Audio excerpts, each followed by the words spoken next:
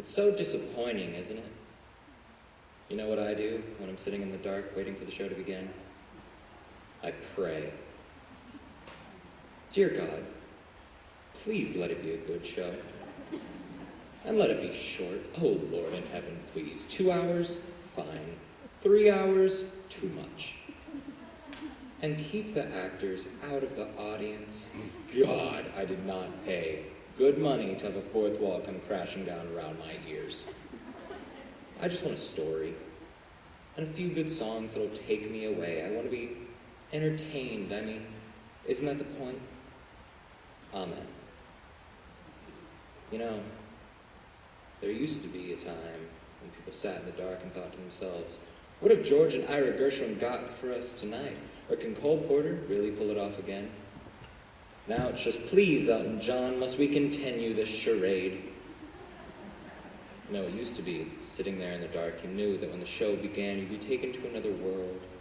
A world full of color and music and glamour, and you thought to yourself, my God, when are they going to bring up the lights?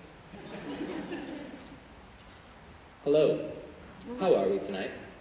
Wonderful. I'm feeling a little blue myself. You know, a little anxious for no particular reason, a little sad I should be feeling anxious at my age. A little self-conscious anxiety resulting in a non-specific sadness, a state in which I like to call blue. So whenever I'm feeling this way, blue, I like to listen to my music. So I was going through my records this morning, and yes, records. And I was about to put on the soundtrack recording of Meredith Willson's The Music Man. I had a craving for young Ronnie Howard. But then I said, no, let's have a treat. Let's disappear for a while in the decadent world of the 1920s, when champagne flowed and caviar chilled and the world was a party. For the wealthy, anyway. So I dug about, and what did I find but one of my favorite shows, Gable and Stein's The Drowsy Chaperone. Remember? Music by Julie Gable, lyrics by Sidney Stein. It's a 2-record set, remastered from the original recording made in 1928. It's the full show with the original cast, including Beatrice Stockwell as the chaperone. Isn't she elegant? And it's a full 15 years before she became Dame Beatrice Stockwell. Can you believe it? Let me read to you what it says on the back. It says, mix-ups, mayhem, and a gay wedding. Well, of course, the phrase gay wedding has a different meaning now. But back then, it just meant fun. So, would you indulge me? Would you let me play it for you now? Oh, I was hoping you'd say yes. Okay.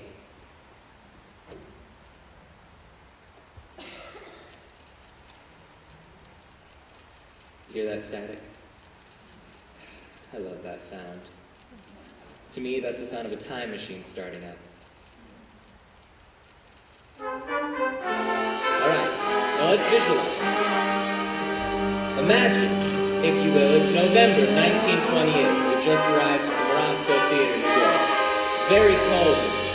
Remember when it was cold in November? Not anymore. November's the new August now. You know, global warming. We're all doomed. Anyway, it's very cold and there's a heavy gray sleet falling from the sky, but you don't care because you're going to see a Broadway show. Listen. Isn't it wonderful? It helps if you close your eyes.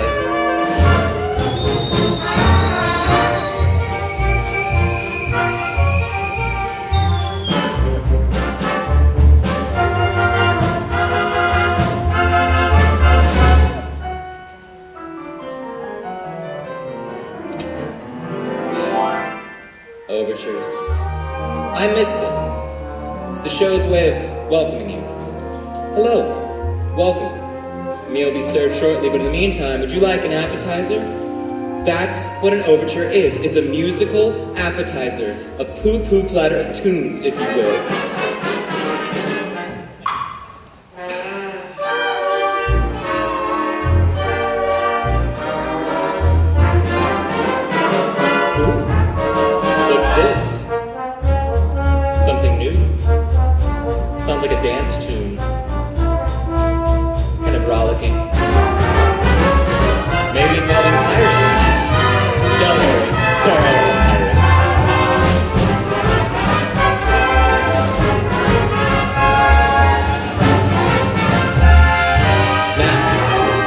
music begins to build, you know you're only seconds away from being transported. The curtain's going up. I can't wait.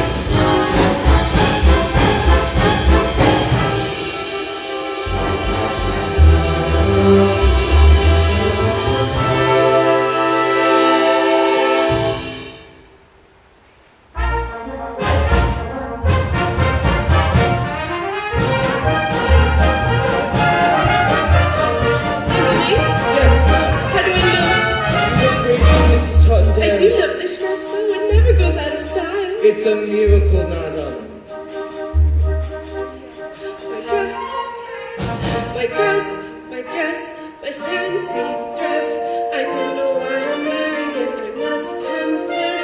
My dress, I love my dress. Would someone tell me why I've put it on? Yes, your dress, your fancy dress. 'Twas such a pleasure wearing it, restitching and repairing it. God bless your dress, it's white and fine dress. And I will tell you why you put it on. Wedding bells will ring, wedding bells will chime. Madam Roy, the hostess, and it's happy wedding time. Wedding bells will ding, wedding bells will dong. Wedding bells will ding-a-ling, and we will ding along. Your dress, your fancy dress, we're very, very glad you put it on. Wedding guests have come, wedding guests are here. Wedding guests are at the door, and soon they will appear.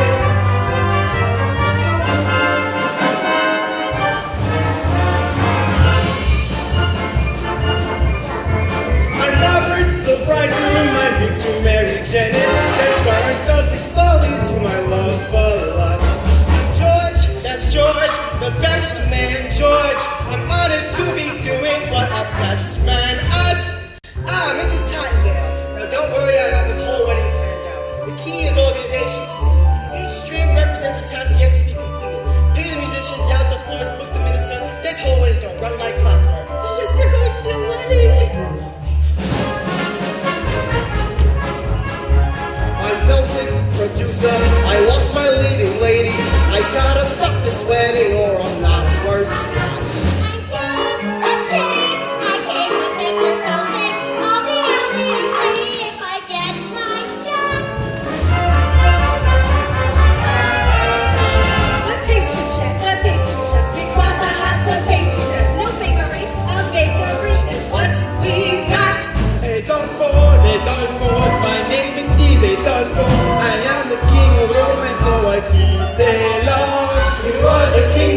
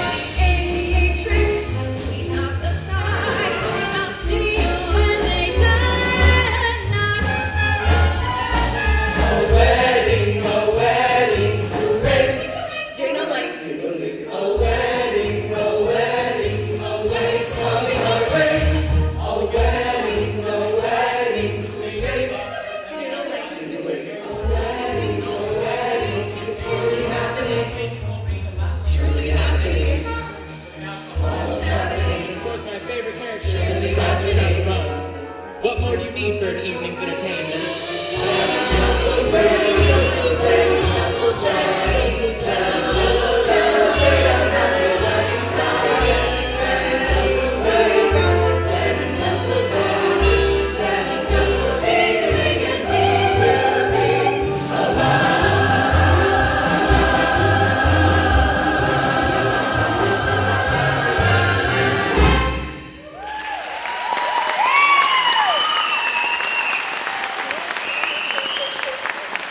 Wasn't that wonderful? And we'll all ding along. I don't even know what that means. All right, so I'm going to lead you through this record the best I can. Don't you worry, it's not hard to follow. So, we begin with the welcome of a love-struck groom. I tell you, I just wanted to thank you all for coming. I must be some lucky fellow, but who would have thought that I, Robert Martin, would be marrying a glamorous showgirl, and that glamorous showgirl would be willing to give up a successful career for me, Robert Martin. Now, if it weren't for the prohibition, I'd say, let's raise a glass. Here. To Miss Janet Van der Graaf, the most beautiful girl in the world. Absolutely not. Excuse me? The groom mustn't see his bride before the wedding. That's bad luck. I hope you were paying attention, because that's the plot. Basically, hang on for the ride. Breakfast will be served in the Arabian room. Say, it's a little early in the day to be drinking, isn't it? I don't understand the question. Look, you just keep Robert away from Janet, you understand? You're the chaperone. That's your only job. I'm non Capitan. Oh, Robert, who's my little monkey? I am here. I'm a little monkey. Oh, So, the bride and groom are whisked away, and we turn our attention to the B plot, which involves the producer. Mr. Felton! Getting married to leave in show business? Mr. Felton! Don't you know I got obligations? Mr. Felton, I can be your leading lady. You said it yourself. I'm useless in the chorus. Kitty, for the last time, you ain't got what it takes. But I've been practicing. Singing, acting, ballet. Ballet. Yeah! I'm pretty good too. Last week I was for Swanee Lake. A little annotation. Kitty and Feldzig were a couple in real life, Jack and Sadie Adler. Now, this is a familiar comic construct, a stupid woman and her long-suffering companion. Or at least she appears stupid, but in the end does something quite clever to make everyone wonder whether it was all just an act. The irony here is that Sadie was actually quite stupid. Jack had to explain all the jokes to her, apparently. But still, she had a wonderful career on stage. At the time, theater was the only place where stupid people could earn a decent living. This was before television, of course. Kitty, I don't have time for this. A petite four, Mr. Felton? Not now. Perhaps a nice profiterole. Boys, I'm not hungry. Then perhaps I could give you something else to chew on. Yeah, something that ain't food. What? Your confusion is to be expected, although we stand here before you in the guise of innocent pastry chefs. We are also, and primarily, employees of a certain individual. A certain individual. A certain individual who happens to be the largest single investor in Felton Follies. He has sent us here as pastry chefs to express his concern about Miss Van der Graaf's impending nuptials. Specifically, that if she gets married and leaves the show, then there ain't no show. Say, don't I know you? No, you don't. Have you ever spent any time in Toledo? Have you ever spent any time in a coma? No. But I have a cousin in Seattle. Kitty, boys, tell your boss this wedding ain't gonna happen. You have my word. Oh, we'll take your word all right. But to go back on that word would be a recipe for disaster. Now, we hope we've made ourselves perfectly clear. One can only hope. You must gotta be kidding me. A trifle much. Don't toy with me. Boys, you can drop the pastry chef routine. Alas, we ganache. We're on the lamb. Lamb's an entree, you macaroon. Played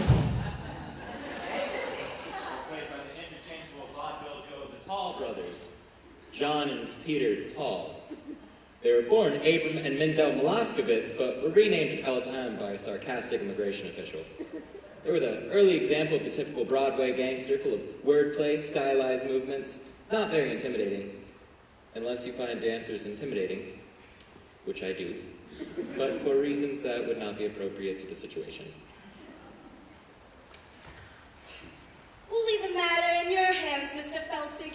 In the meantime, feel free to browse the dessert carousel. Try the Toledo surprise. Ha! It's to die for.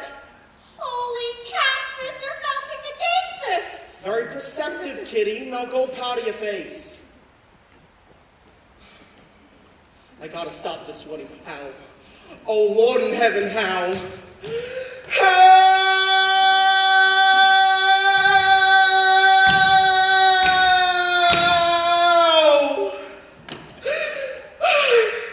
I always thought that moment was a little overplayed.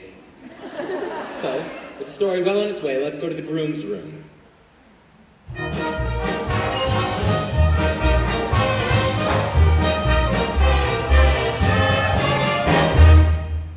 Hey there, handsome.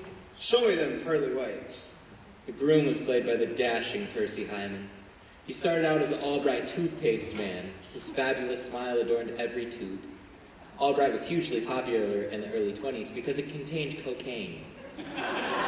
It's true, if you looked at the label, it's the 5th ingredient down right after sugar. Anyway, it wasn't long before he became a huge matinee idol. Now, don't you worry. It's perfectly normal for a groom to be nervous on his wedding day. It is? Of course. I love Percy Hyman. Now, some people say he was a bad actor, but to those people I say, shut up.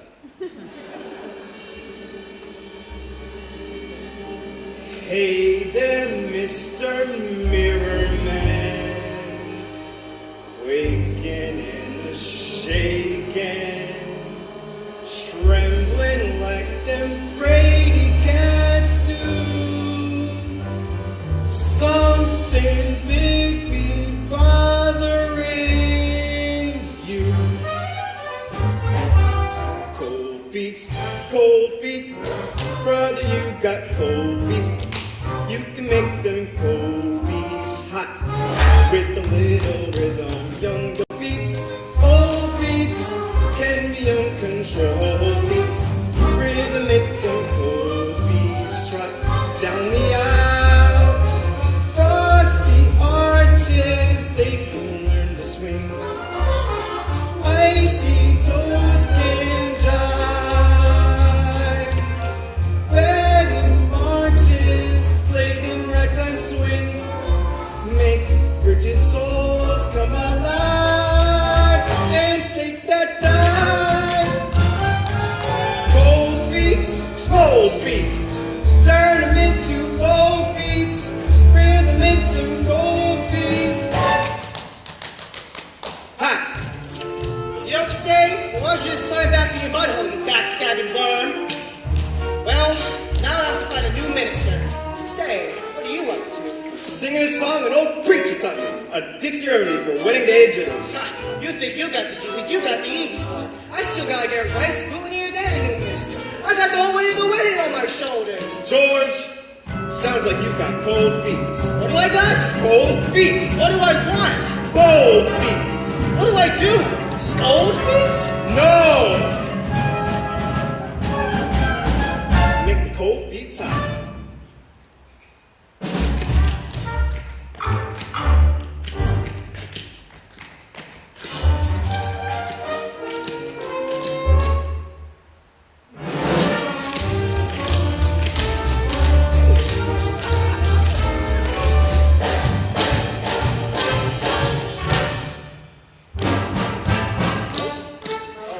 Like this? Yeah.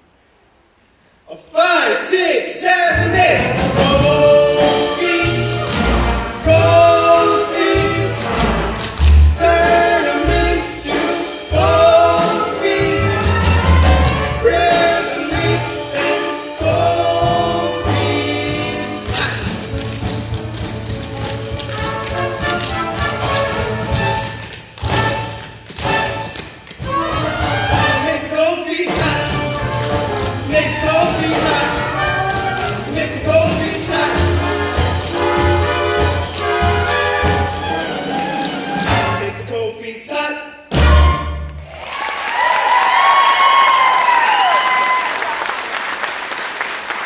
Mostly Hyman was a wonderful performer. I like to think of him panting and sweating after a long dance routine. He's still alive, you know. I saw him on the news recently celebrating his 100th birthday. To say that the passing years had taken their toll on him would be a grotesque understatement. They wheeled him in, and he had that wide-eyed expression of pained confusion that God reserves for the very, very old on their birthdays. You know, the one that says, "Who are you? Who am I? And why is this cake on fire?" You know what I'm talking about. Anyway. All right, that's enough of that. Dancing around like fools. Sorry, George. I was just trying to calm the nerves. It's my wedding day, after all. Well, you could have snapped an ankle. Tap dancing is too dangerous. Why don't you go out for a skate instead? That's what I like to do when I want to blow up some steam. George, you think of everything. Wait a second. You're not going out like that. No. You might see Janet. Here, take this blindfold. George, what would I do without you? Just looking after you, my boy. And no more tap dancing.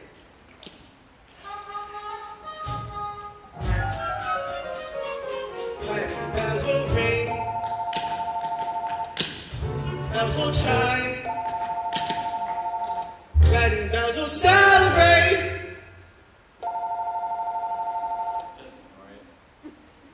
It does this occasionally. It rings. It'll stop soon. Just ignore it. What? What do you want? Hello, you've reached my answering machine. Leave a short message after the tone, and I'll call you back at my convenience.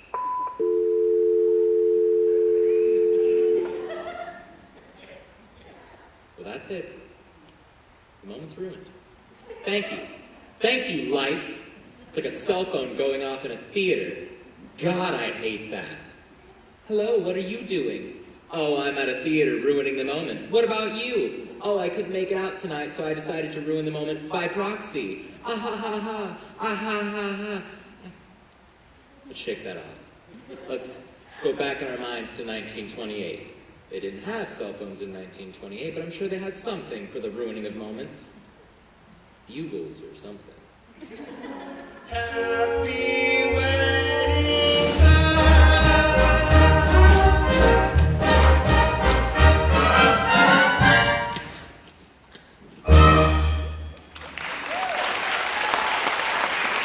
So the scene shifts and we find our bride, the glamorous Janet Vandegraff, entertaining questions from reporters as she lounges by the pool.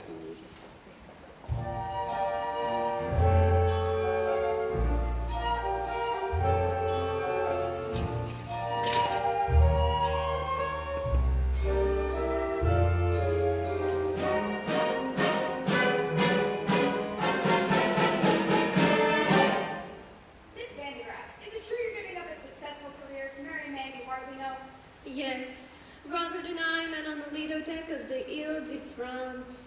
He amused me with stories of his father's oil interests. We spooned, briefly, and then he proposed. So, you won't be returning to the States ever? I shan't. You shan't? I shan't. Can we quote you on that? Of course. Now, one more question. Yes. Why on earth would anyone put olives in a Gibson? I got a question. How can you give it the full light when you know very well you have grease paint in your veins? Victor, please. Oh, Janet, I'm begging you. I'll give you anything you want. I'll even put your name above mine in the marquee. Victor, if you think this is about vanity, you couldn't be more wrong. I don't want to show off no more. I don't want to sing tunes no more. I don't want to ride moons no more. I don't want to show off. I don't want to wear this no more. Play the saucy Swiss Miss no more. Below my signature no more. I don't want to show off. Janet, please. Don't try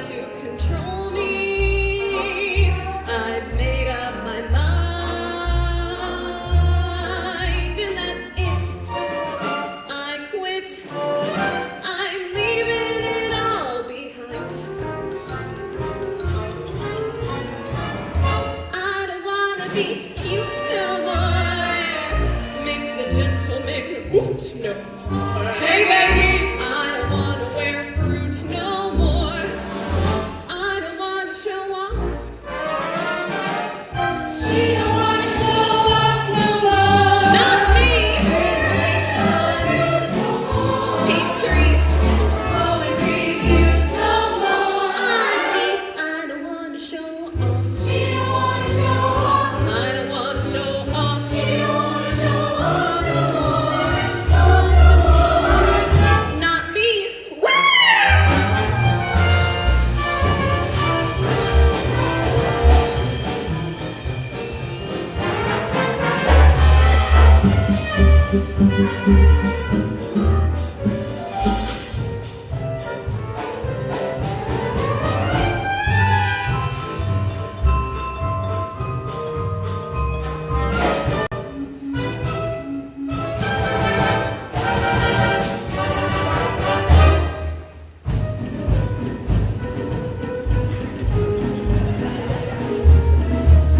I don't wanna show off.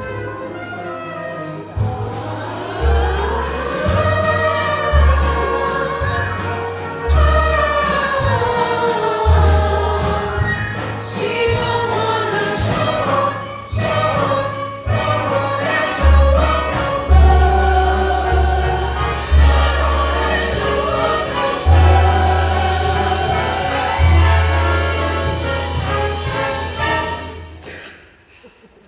Please, no more attention.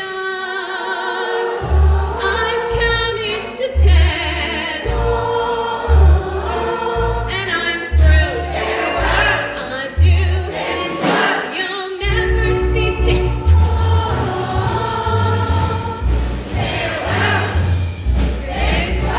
You'll never see this. Never see this, never see that, never see these again.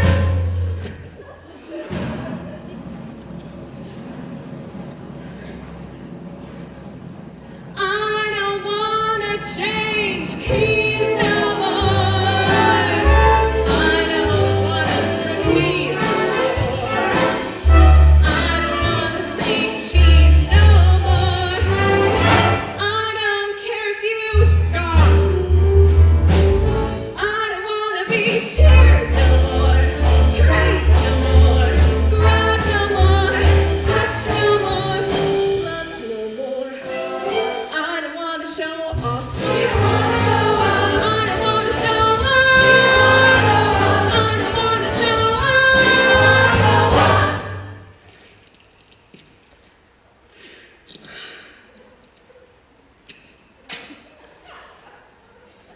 I don't wanna show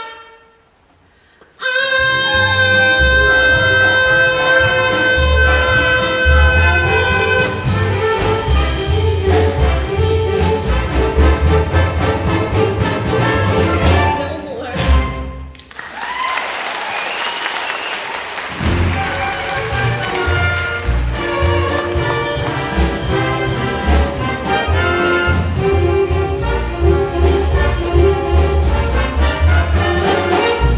Did I miss something?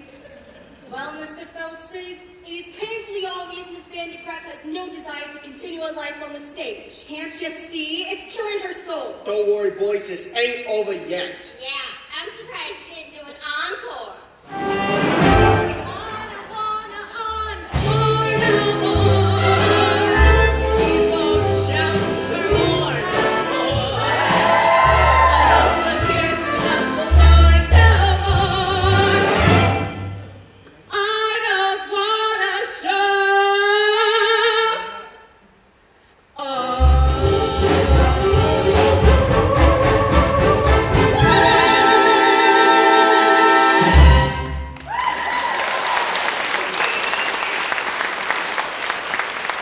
That was Jane Roberts as the bride.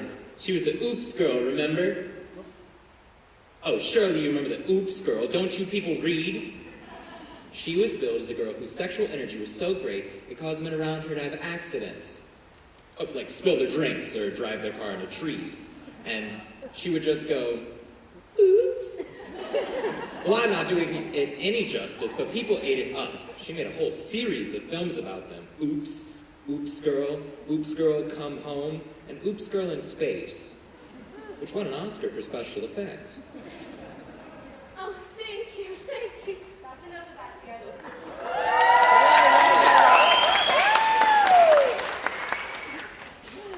Okay.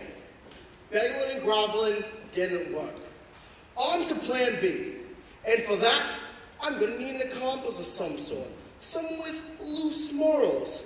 I'm gonna need one of them, what do you call it? A European. No.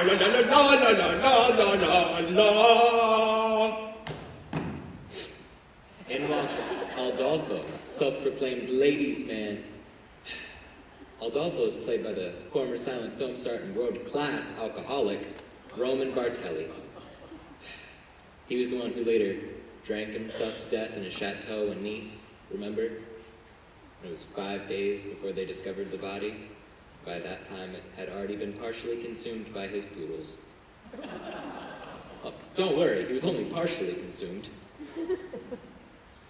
I don't believe we've met before. I am Adolfo. You're Aldolfo. Yes, I am Adolfo. Not the Aldolfo. Yes, I am Adolfo. Funny, you don't look like a scoundrel. Yes, What? Yes, just now I heard the groom saying Aldolfo is a scoundrel. Just like that. What? Adolfo, a scoundrol? Those very words. Adolfo is a scoundrel? It's like I'm hearing it again. This is outrageous. He is saying this to people, to beautiful ladies with breasts for making love to. Why, I must. You must take matters into your own hands. Yes. I must take this groom into my hands and kill him. Yes. No, don't kill him. Just hurt him enough so he can't get married. Show me to this groom. Wait! What? What kind of man is this groom? A, big man? A, burly fellow? He's big on the outside. No. Adolfo will not fight big men. Small, pale, little dwarf people, Adolfo can...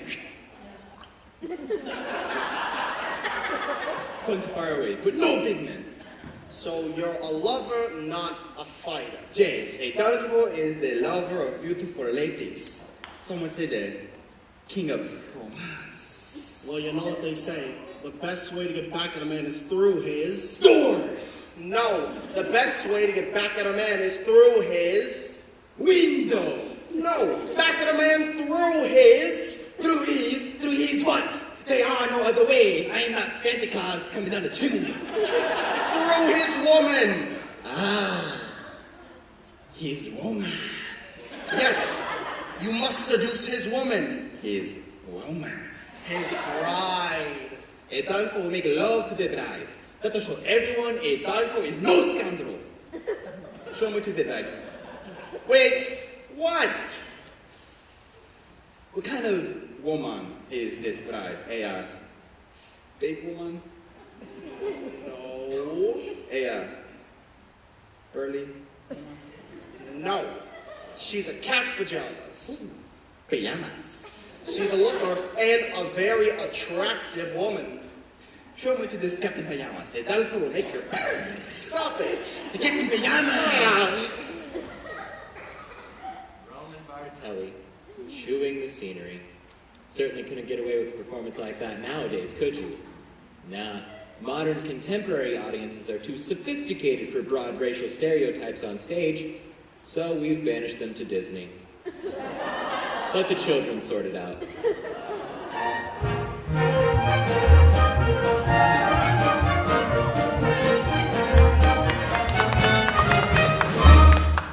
Underling, Yes, madam. the pastry chefs have been kind enough to fry the liqueur for the party. But remember, Underling, we have to be discreet. Yes, madam. It is prohibition after all. I am aware of that, madam. We'll have to use code words. For instance, if someone asks for a glass of ice water, it really means they want a glass of vodka. Have you got that? Yes, madam. Are you sure? Maybe you should write it down. I understand, madam. A glass of ice water is a glass of vodka. What's a glass of ice water? Vodka. Ice water. Vodka. Ice water. Vodka! Well, you see, that's settled then. One less thing to do. Underling, might I please have a glass of water? I found our meeting with the pastry chefs rather trying, and I would enjoy a glass of refreshing ice water. Your ice water, madam. That was pure vodka, you poop! I hate this scene. Well, now I do need a glass of ice water. A glass of ice water, madam? Yes, a glass of ice water. Are you going deaf? Would that I were. You can see where this is going, can't you? It's really just a series of spit takes. Your ice water, madam. That was pure vodka, you poop! You know, in some ways, the Drowsy Chaperone was quite progressive. A female aviatrix, for instance. Your ice water, madam. That was pure vodka, you poop! Yes, some elements were quite progressive in 1928. Others were stale. You know what? I'm just gonna skip ahead.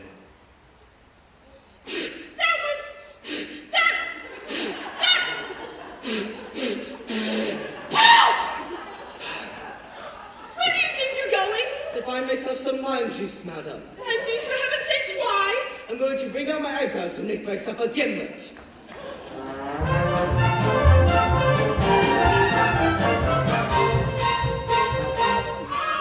Now, you're probably asking yourself, what was that routine doing in the show? Well, it's simple. There's a song coming up and they need something to allow for a set change. It's mechanics. It's like pornography.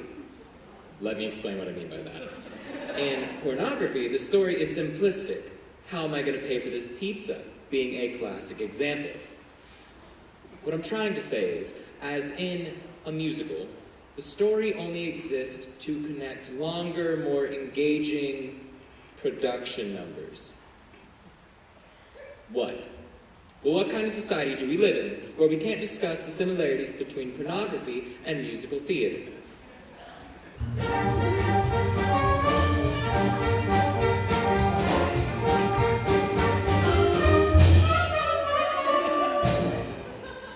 In a few hours, I'm going to be Mrs. Robert Martin. Oh, my head is spinning. Yes, life is a mad whirlwind. This is a very interesting scene. It's the only time in the show when Jane Roberts and Beatrice Stockwell are alone together on stage. Jane Roberts was an emerging star, but Beatrice Stockwell was already well established and a force to contend with. Oh, I'm so apprehensive. But I guess that's normal considering my circumstances. Have you ever been married, chaperone? No, dear.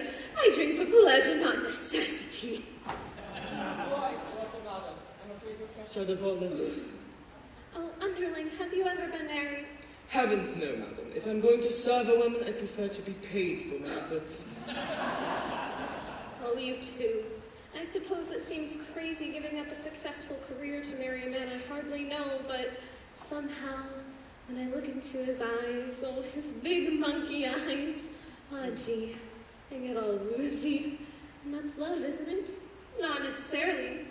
The wooziness can be caused by any number of things. For instance, I'm woozy right now, and I'm certainly not in love. Beatrice Stockwell was famous for her rousing anthems. She entertained and inspired troops in every major world conflict, up to and including the Falklands War. But by that time, she was already in her late 80s, and her rousing anthems didn't much rouse as stupefy. But still, she demanded a rousing anthem be included in every show she ever did, even if it wasn't appropriate.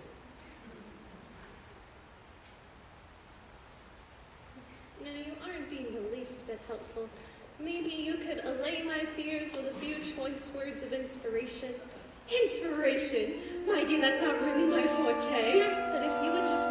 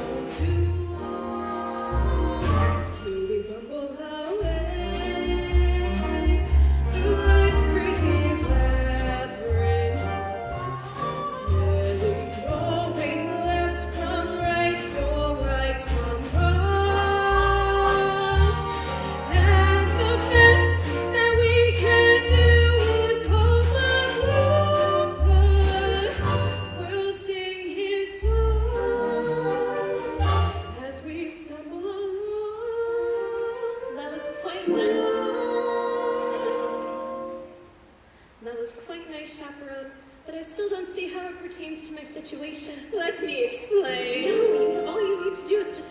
It's a dismal little world in which we live. It can bore you till you've nothing left to give. 7 overrated wonders, 7 underwhelming seas, 6 excruciating continents. Antarctica, oh please. Antarctica, oh please. Still you mustn't let it lick you off this planet, oh so bland. Keep your eyeball on the highball in your head.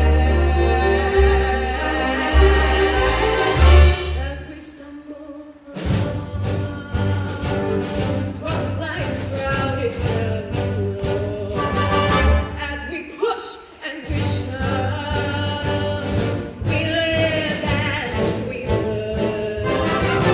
And when we finally leave the earth and we see that morning star, we pull our bootstraps up and overturn.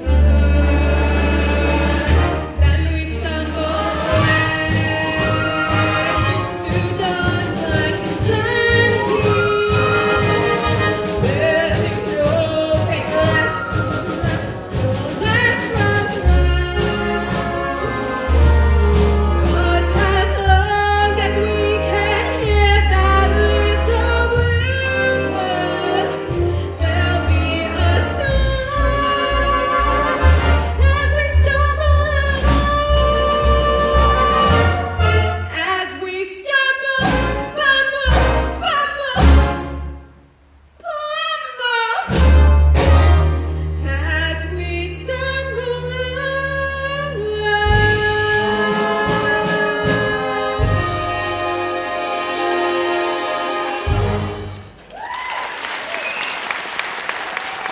Don't you just love her? Basically, she sings a rousing anthem about alcoholism.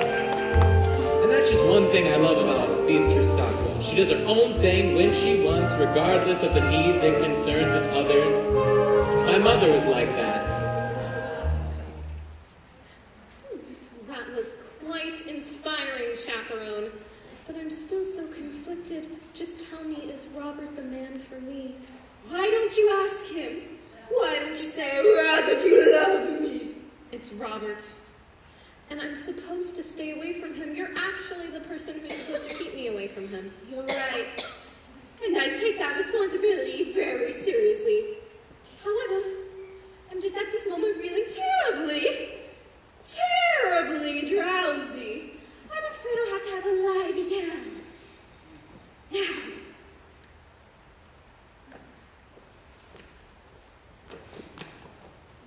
Whatever you do, don't go wandering through the garden, seeking out your fiancé to ask him the oh so important question on which your future happiness depends. Oh, thank you, Chaperone. Oh, I just have to know if he loves me. Such a skinny little fool. Still, I envy her. Oh, when will love come crashing through my door? La la la la la la la la la la. La. Aldolfo, come to seduce the bride. I am Adolfo. Try not to think of the poodles when you're listening to this part. I am Adolfo, and you are the bride. No, I am not. What?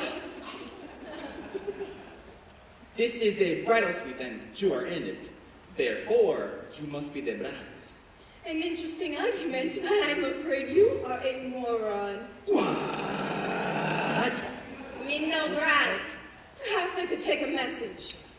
Yes, very good.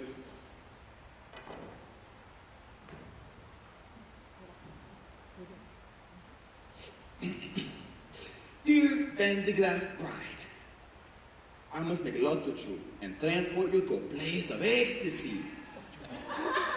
Sooner is better. Signed, Adolfo, King of Romance. Well, you found me out. You saw through my little ruse. Ah, so you are the bride. Apparently so. Well, take me, a dollface. No, no, no! a dull face. Adolf. Oh. You must remember my name when we are making love and you are screaming. You must say the right name or it'll spoil everything. How can I make you remember?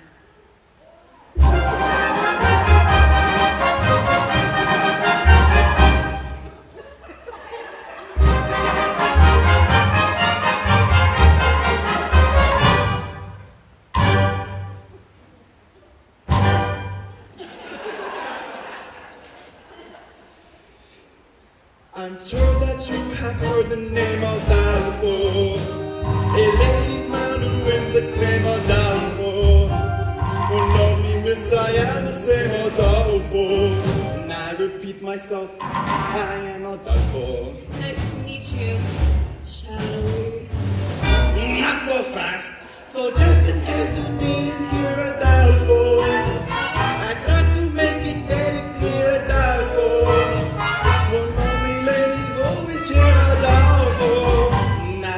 Myself, I am Adolfo. Understood. I can sing it high. I can sing it low. Adolfo. I can sing it very fast. Adolfo. I can sing it very slowly. I do it now, but it would take hours. Now let's see if you can remember my name. I'll give it a shot. Now who's the fellow that you see? Adolfo. And how should you refer to me?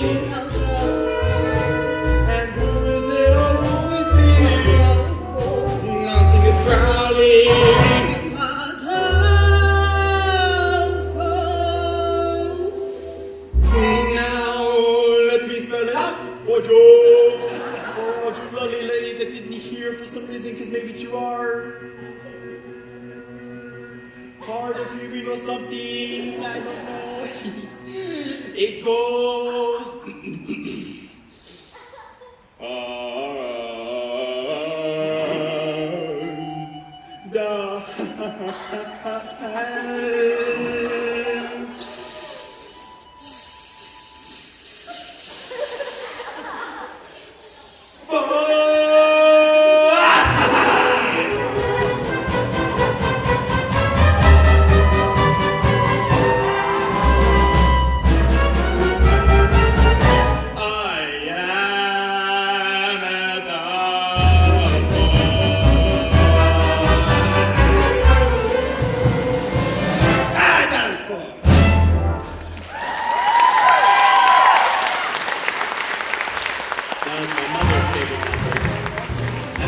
secret fantasy to be swept off her feet by a Latin lover.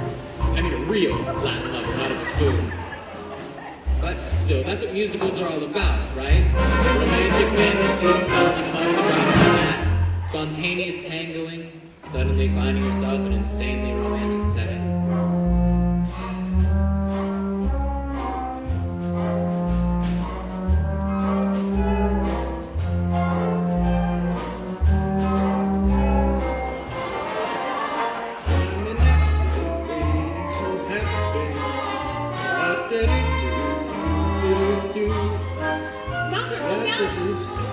It's okay, miss. I'm getting married today, so I have to wear a blindfold. A blindfold? I'm sorry.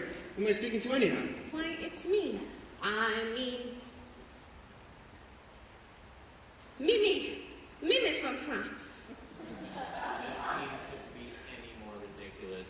So, you're marrying Janet Van de Graaf, no? Oui. I hear she is very beautiful. Oui. And glamorous. Ah, oui, oui. And is it true that she has an exceptionally broad range and excels at playing both comedic and dramatic roles? Say, I'm having trouble placing your accent. What part of France are you from? Oh, it's the middle part with the mixed toast. So you're telling me about your, how do you say it in English, fiancé? That's right. So tell me, when was the moment that you knew that she was the only one for you? It's a funny story, actually. We were standing on the Lido deck of Ile de France. Yes? I was amusing her with stories of my father's oil interests. And then what happened? And then I looked into her eyes, those big glamorous eyes. I felt all woozy. Then you fell. Ah, and then you fell. Yes, right on my keister. And then I said, I guess I haven't gotten my sea legs yet. But we haven't even left the dog. That's what she said. And that's when I knew it must be love. And then you said? And then I said,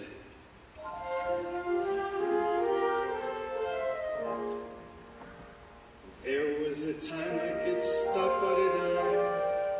Forbearance was one of my talents. But since you've been around, I can't hold my ground. I'm consistently losing my balance. I'm an accident waiting to happen. I'm a mishap about to ensue. I'm the toy on the stair, the three-legged chair, the hem that's been caught by a shoe. When my two lovesick arms started flapping, there was nothing my ankles could do. I'm an accident waiting to happen.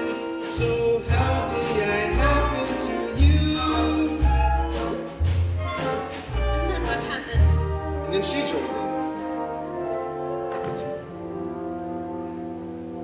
When men say I'm sweet, and they fall at my feet, my heart doesn't beat any faster.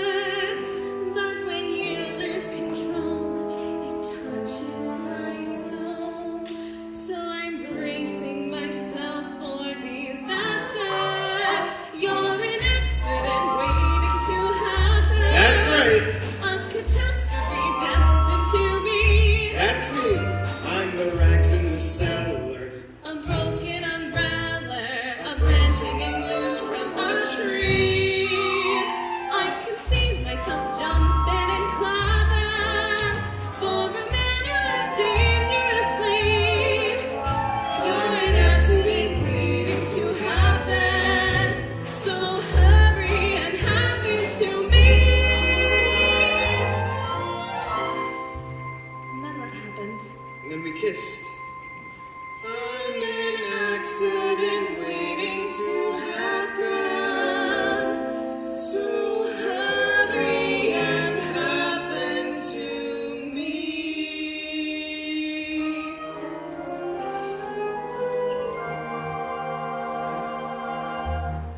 Wait a second. You just kissed a strange French girl on your wedding day? What have I done?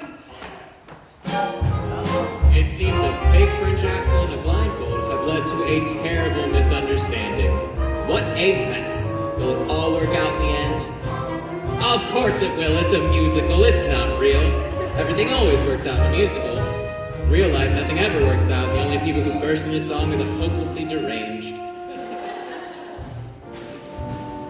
Mr. Fountain! Where is that philandering foreigner? Mr. Fountain! How long does it take to introduce one bride? Mr. Fountain, you don't need Jared anymore! Kitty, not now. But I've been making a new act, a mind-reading act, presenting Kitty, the incomprehensible. Now, think of something. Oh, I'm thinking of something, all right. Wait, I'm getting it.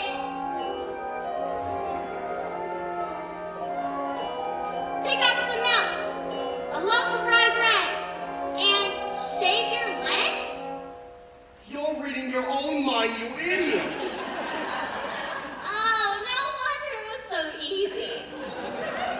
Mr. Fountain, it would seem that the wedding is proceeding according to schedule. Now, it's time you received your just desserts. What do you say, partner? Should we whip up something special for Mr. Fountain? Yeah, how about the Toledo surprise? An inspired choice. Toledo surprise, I've never heard of that one before. No, you haven't. Those who have heard of it are generally never heard from again. Where shall the rest be with you? First you chop the nuts, then you pound the dough, then you bake it up nice and slow. Then you got a Toledo surprise. Could you run that by me one more time? It's a very simple recipe, Mr. Felsig. First you chop the nuts, then you pound the dough, then you bake it up nice and slow. Then you got a Toledo surprise. Say, why don't we give it a little taste? All right. Hold it. What style, what grace, what rhythm? Open your fist. Now shake 'em. Now give me that recipe one more time. Na-da-da-da-da-da, go! Chop the nuts, pound the dough, Run. Make it up nice and slow. Then we got a Toledo surprise. Excellent! Hit the peach, peel the skin, push it up, throw it in. That's the tasty Toledo surprise. Now you crush First you it. beat it up, then you sweet it up. When you heat it up, if it tries to rise, don't let it. It's a snap. Try it, folks. Whip your whites, split your yolks. Then you got a Splendino Toledo surprise. Boys are naturalists. Yeah, who don't keep it up like my big boys? 5, 6, 7, 8. Mr. Felsig, oh, what's going on here? Kitty, I'm working on a new act. Toledo surprise. You're putting the games from the show and you won't put me in? They're not even human. You're all wrong. The new act, it's for you, Kitty. And these boys are your backup dancers. Backup dancers? Holy cats! One that hot Toledo does to my Toledo. Good, yes, Toledo, sugary yum yum. Come on. She makes me look smart. Surprise! Squeeze the cream. Do. Click do. Mix the butter tuxedo. Toledo surprise! Adolfo, he make an announcement. Wedding is off. What? Little God, why? Adolfo make love to the bride. That is not the bride, you idiot. That is the chaperone. What?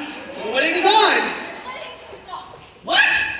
Kiss the French girl. Her name is Mimi, and she is very beautiful. I'm sorry, Jane can help it. She was just like you, only French. Sweet mother of pearl! Anthony, Yes, madam. what is all this commotion about? The wedding, madam. Oh, is there going to be a wedding? Not anymore. Oh, what a tragedy.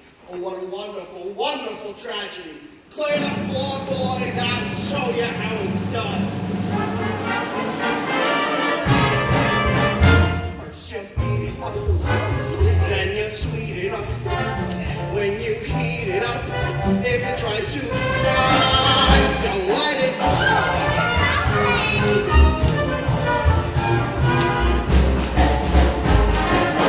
Toledo surprise. Surprise? Wait till it's ready. Surprise? Wait till it's ready. Surprise? Wait until it's ready. Now it's ready. Surprise!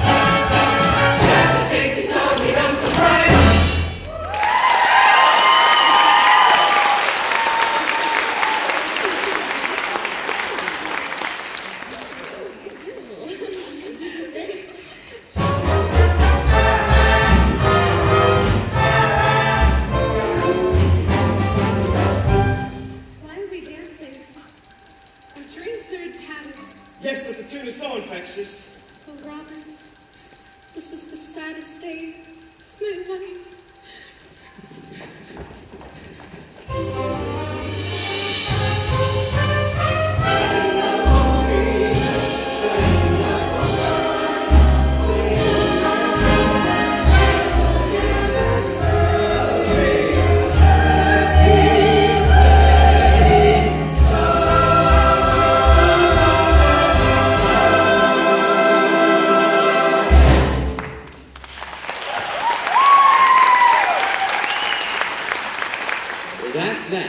Curtain falls and it's time for intermission. Or at least it would be if we were actually sitting in the Morosco Theater watching the Drowsy Chaperone. Which, of course, we are not. Why don't you come back in about 15 minutes and we'll listen to Act 2 together.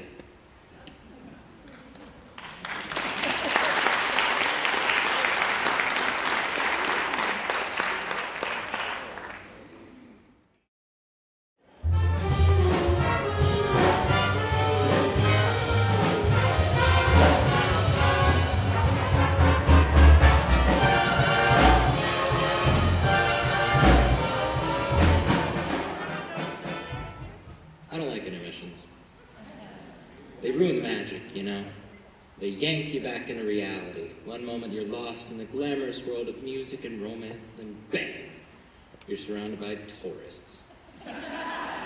Crinkling candy wrappers, nattering about lack of women's restrooms. It's cruel.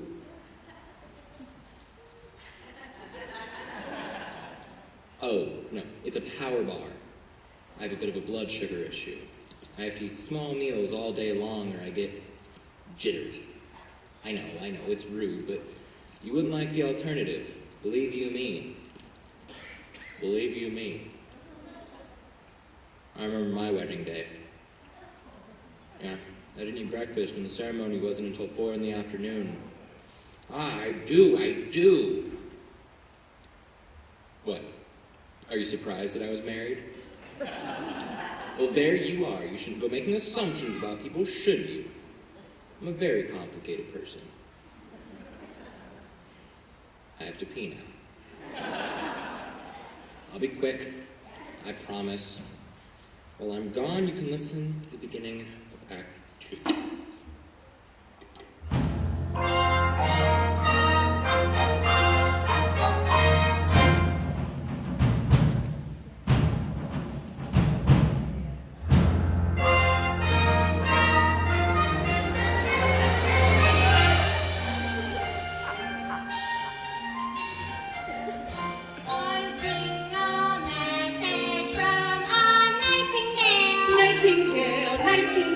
Nightingale song. I bring a message from a nightingale. Nightingale.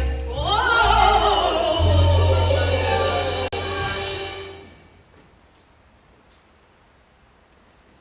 You know bow. Emperor and American lady no see eye to eye. But Emperor, sometimes a different outlook can change your point of view. What? Precisely. What is it about the Asians that fascinates Caucasians? What is it about the Asians that's so nice? Is it the wontons, the egg rolls, the rice?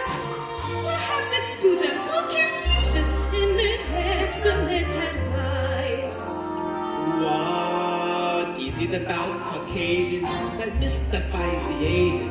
What is it about Caucasians that's so odd? They call a pretty lady a rod. They have hair up on their chest and they only have one god. Impossible!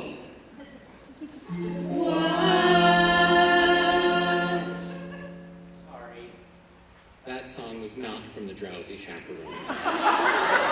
That was from another musical entirely. Sorry, I have a woman who comes in once a month, and... Can you say that? I have a woman? Anyway, she cleans the things that I absolutely refuse to clean. She's very good, but she has a very annoying habit of touching my records and putting them back in the wrong sleeves. Even though I say, "No touch records, Carmilla. No touch records." I suppose if I spoke to her in complete sentences, she'd stop touching my records. Anyway, that was from another Gable and Stein show called The Enchanted Nightingale, a degrading piece of chinoiserie about an emperor who's told by a magic bird to marry his American elocutionist instead of his betrothed. Then he ends up building the Great Wall of China. A slap in the face to 4,000 years of Chinese history, but it had some wonderful tunes. That was Beatrice Stockwell's American Lady. And did you recognize Roman Bartelli as the emperor? Yes, he's a man of 1,000 accents. All of them insulting. Anyway, Act 2 of The Drowsy Chaperone begins with this. A haunting lament from a very depressed bride. She sings it standing on her balcony, bathed in the pale blue light of a sympathetic moon. Which is ridiculous because it's the middle of the day. Now, you're gonna listen to this, but try to ignore the lyrics. They're not the best. I know it'll be hard to block them out, but just try. The tune is beautiful and it truly communicates the bride's state of mind. Just ignore the lyrics. I put a monkey on a pedestal and tried to make that monkey stay. And he did for a time, but he needed to climb and with other monkeys play. For a way, he left his jacket on that pedestal beside his tiny rusty cup. And I haven't got the strength to pick them up. Oh, monkey, monkey, monkey, you broke my heart in two. But I'll always save that pedestal for you. I'm just gonna go pour myself a brandy. Come, my little monkey. Come, my little monkey. The tune is just so beautiful. It just floats there in the air. And I admit, I always get a little bit misty whenever I think about that tiny jacket on the pedestal. Its long sleeves dangling on the floor.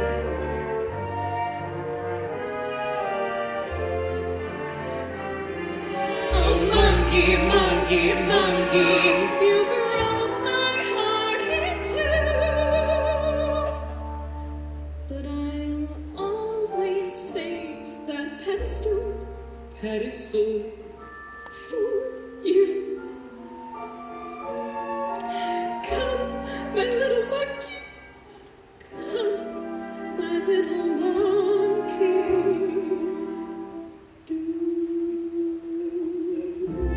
Okay, here we go. Wait, Who are you? I'm Janet Vanderbrand. Do you need anyone? I don't need anyone. What about the love of What one do I man? care about the love of one man when I am adored by millions? Do I need to be so gloomy? No, no, no. I'm a whole world, so I chose Sigmund Freud's flowers to be every show. Gertrude Stein, she had to be a rose. Now she really likes me. I'm Janet Vanderbrand. Ain't no nail that I can't hammer. Why give up my life of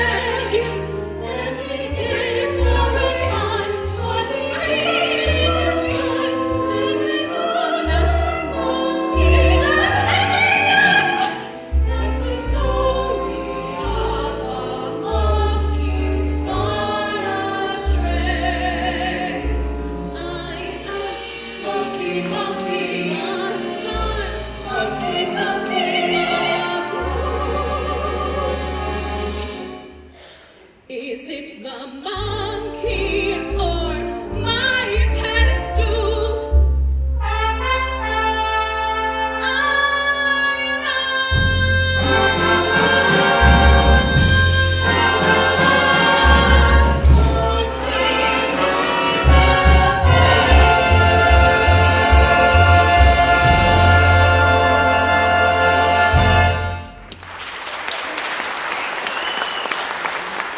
Don't you just love that number?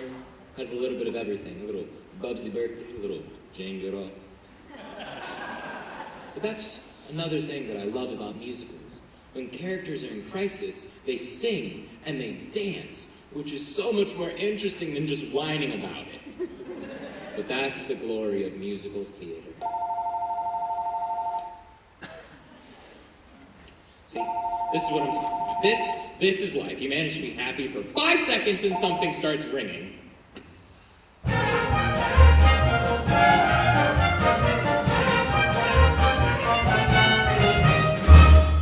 What a beautiful day for a wedding. Shall I have the pews removed now, or shall I wait until the morning? I'm going to stop this number here because I don't want it to be ruined by a ringing telephone. Here we have 2 vaudeville performers that have slipped through the cracks of time. They are Noel Fitzpatrick and Ukulele Lil. I don't know anything about them. I suppose Ukulele Lil played the ukulele, even though she doesn't in this show. I tried to find out more about her. I went through all my books. I even tried the internet, but all my searches ended up with Tiny Tim's autopsy photographs. Anyway, they're both charming. Why would you have the pews removed? The bride is called off the wedding, madam. Oh, underling, never listen to a bride on her wedding day. Love is a very complex emotion, underling. Yes, madam. You see, you could be very close to someone one moment, and the next you just want to strangle them. Do you understand? Yes, madam. I'm familiar with the urge to strangle. You see, that's just the nature of love. Love makes lovers worry, love makes lovers fret. But here's a fact on which we can depend. Just like long ago when Romeo and Juliet, love is always lovely in the end. But Romeo and Juliet was a tragedy, madam. Oh, I never read reviews. Love can start a quarrel, love can cause a din, but love has always been a trusty friend. 'Twas a happy fate for Hank the Eighth and Anne Boleyn. Love is always lovely in the end. Might I remind you that Anne Boleyn lost her head? Yes, she was in love. Love was good to Eve and Adam, Here we go again. and Samson and Delilah too. Good grief. May I pose a question, madam? Oh yes, of course. Why does nothing I say to you ever get through? Don't mind if I do.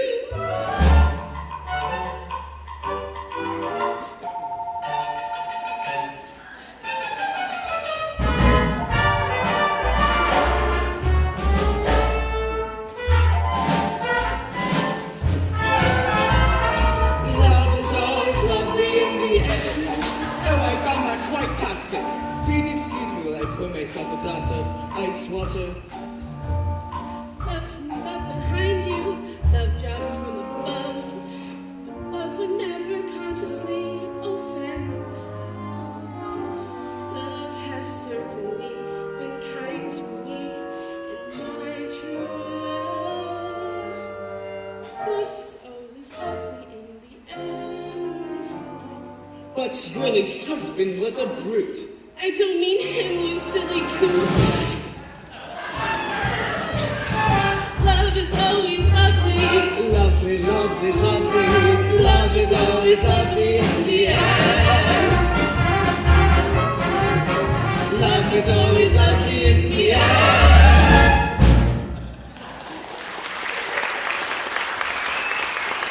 Yes, that was charming. But to be frank, on some level, that number pisses me off. Now, I'm going to say something here, and yes, I have been drinking. But I'm going to go out on a limb and say that love is not always lovely in the end. Often, in the end, there are lawyers. And another thing, surely someone was aware of the awkward sexual connotation of that title. Love is always lovely in the end. I mean, is it just me? I guess what I'm trying to say is that this number is naive and irresponsibly so. Sorry, I just thought that needed to be said for the benefit of the young people. I won't interrupt anymore. Oh, there's a moment coming up that I've been obsessed with. Oh, there you are, chaperone. I'm in a terrible state. You certainly are. You can't go to the wedding looking like that. Oh, you poor dear, you haven't been told there isn't going to be a wedding. Not your wedding, dear. Mine. Speaking of which, might I borrow your veil? You're getting married, but to whom? La la la la la la la la la la.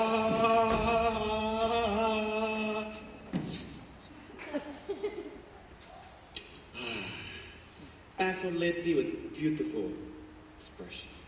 You're marrying Adolfo.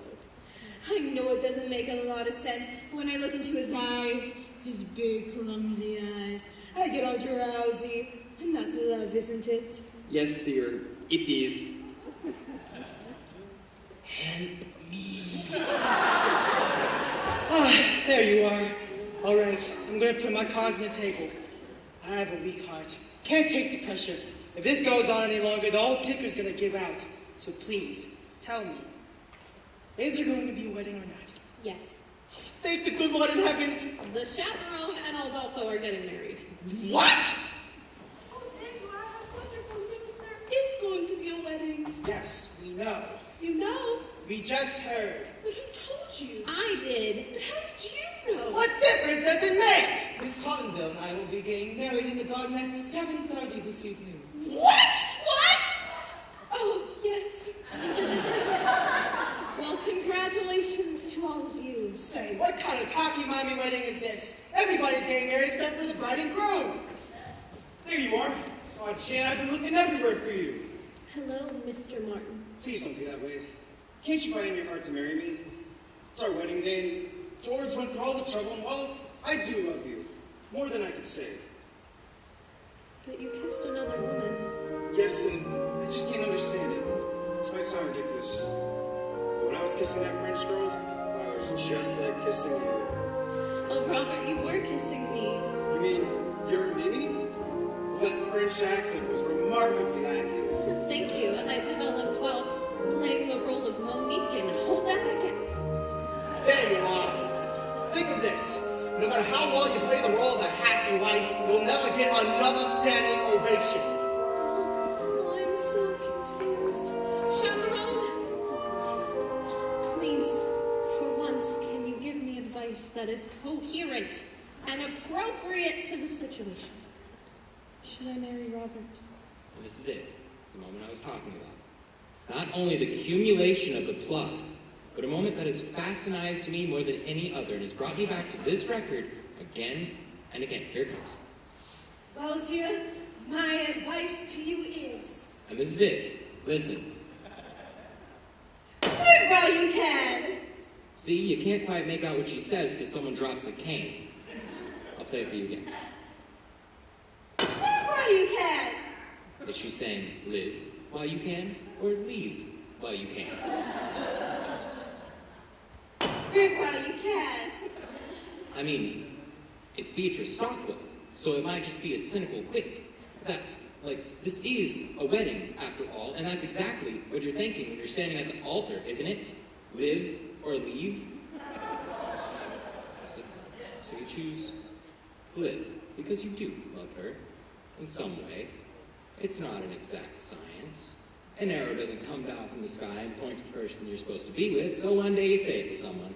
You say, I love you, but you basically phrase it as a question, but they accept it as fact. And then suddenly she's standing there in front of you in a $3,000 dress with tears in her eyes and her nephew made a chuppah. So what do? What do you say? Do you say, oh, I was kidding. I was joking. No, you can't. So you live, right? You choose to live. And for the next few months, you stare at the alien form in the bed beside you, and you're thinking, who are you? Who are you? And then one day you say it out loud. And then it's trial separation, couples counseling, and then all your conversations are about her eating disorder and your Zoloft addiction. And then you're constantly redefining, reevaluating, and revisiting until you finally lose the deposit on the house. And then the whole relationship ends on a particularly ugly note of your only copy of Gypsies spinning through the air and crashing against the living room wall. But in a broader sense, in a larger sense, I guess it's better to have lived than to have left. Right? Laugh while you can. You have no idea how many times I've listened to that. Chaperone, you certainly have a way with words. Robert, I will marry you. Wonderful. Wonderful. Well, Mr. Felton, it looks like this wedding is a done deal. Now you're in trouble, and there's nothing you can do about it. But there is. I have a replacement, a new leading lady, presenting Kitty the Incredible. Okay, concentrate. Kitty, show the boys how you can read my mind. My mind.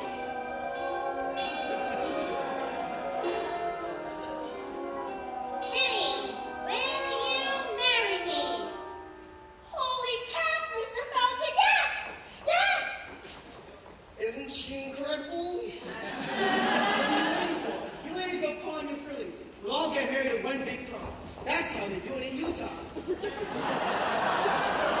Well, George, I don't know how you managed to do it. 4 weddings in one day? I guess you really are everybody's best man. Yeah? Yes, of course. Yeah. Hip, hip, hooray! He's George, the best man, George. I'm honored to come to the best man. He's basking in the glory of a fighting well fought. Wedding bells will ring, wedding bells will chime, wedding bells will celebrate a happy wedding time.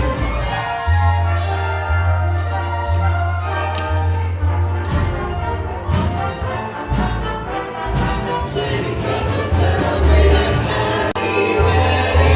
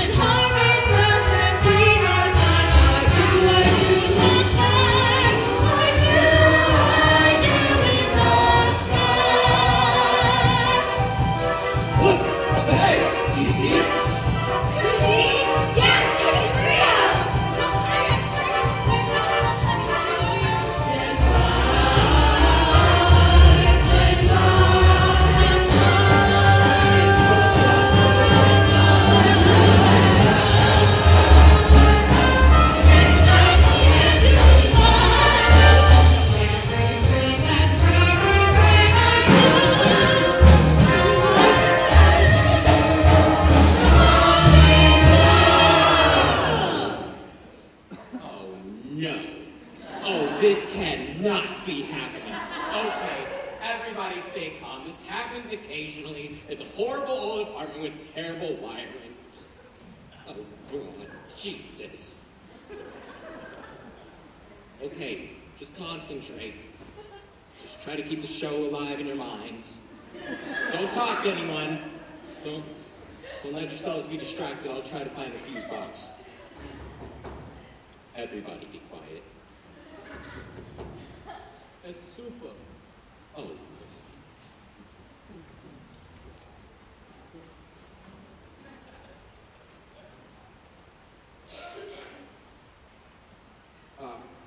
hello. The lights are out. Yes. Yeah, we had to turn the power off because we're replacing the breaker panels in the basement. Yes. So we replaced it, but when we turned the power off, the breakers in the apartments tripped. Yes. That's what happens. It's perfectly normal. Yes. So I gotta reset your breaker. Now? It'll only take a second. All right. Because I tried calling earlier, but there was no answer. Oh, I've been having a problem with the phone. It's over there.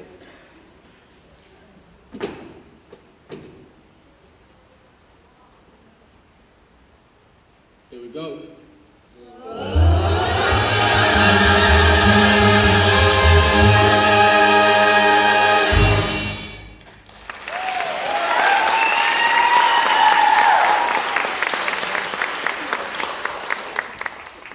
What was that? Just a record. What kind of music was that? Oh, just music. A show, a musical. You like musicals? No. I love musicals. I go with my wife all the time. It's amazing what they can do nowadays. You see Miss Saigon?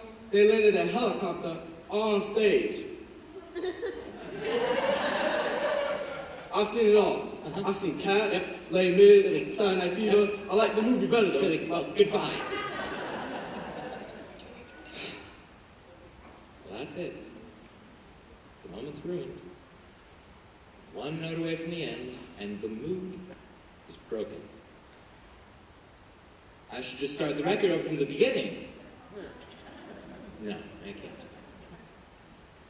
Can I? Oh, it's so frustrating. You have to understand. I love this show so much, and I've never even seen it. My mother gave it to me. It was right before our father left.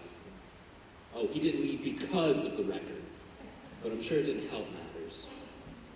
Look, I know it's not a perfect show. The spit-take scene is lame, and the monkey motif is labored, but none of that matters, because it does what a musical's supposed to do. It takes you to another world. It gives you a little tune to carry within your head. It helps you escape the dreary horrors of the real world. Something for when you're feeling blue, you know? As we stumble along on life's funny journey.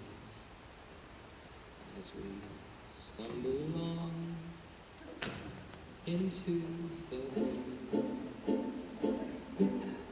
we look here and we look there, seeking answers anywhere, never sure of where to turn or what to do. Still we bumble our way through life's crazy ride.